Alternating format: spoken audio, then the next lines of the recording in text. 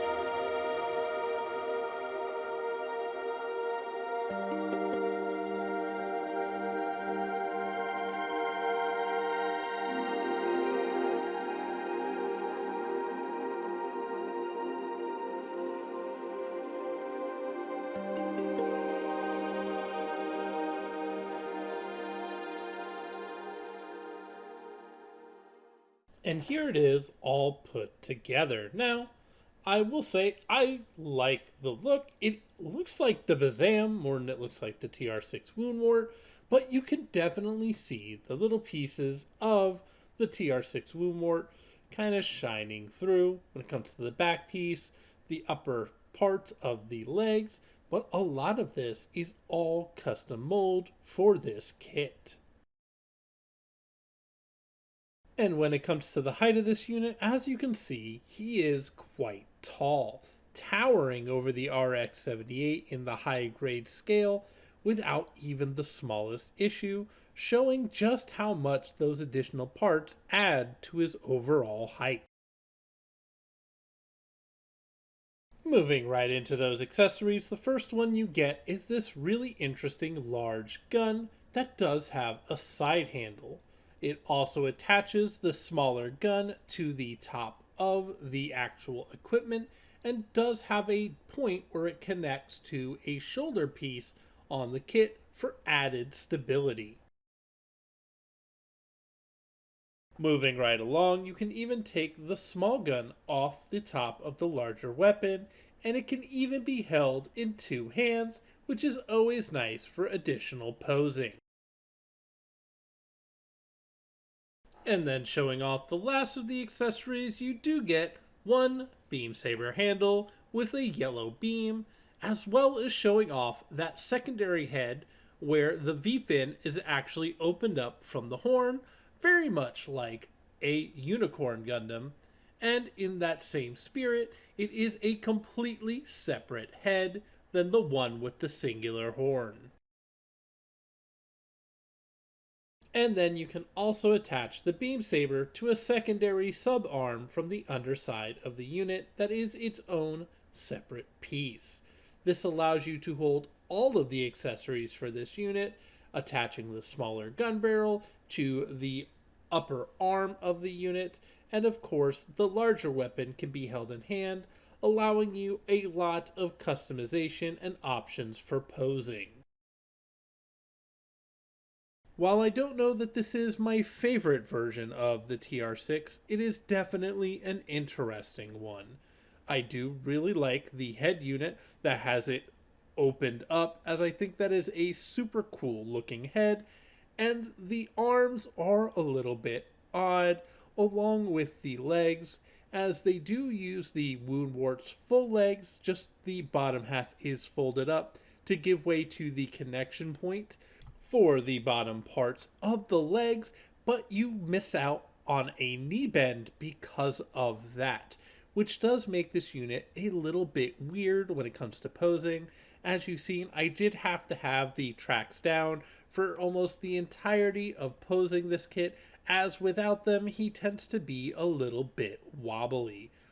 That being said, don't let that deter you from getting this kit if you can find it for a good price, as with all of those extra parts, if you do have a handful of Woundworts sitting around, some in ship form, some in not, it does give you that option to have a red Woundwort, which is always really cool, and I'm sure at some point I will put together the red Woundwort, because why not have more?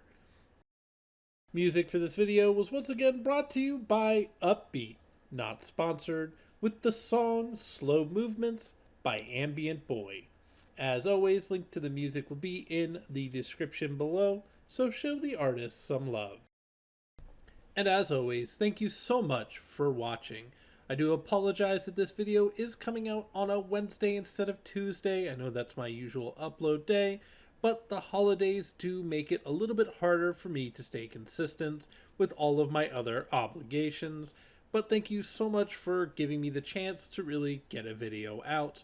This kit was extremely interesting, and there were a few other things I wanted to do, but just did not have the time to do.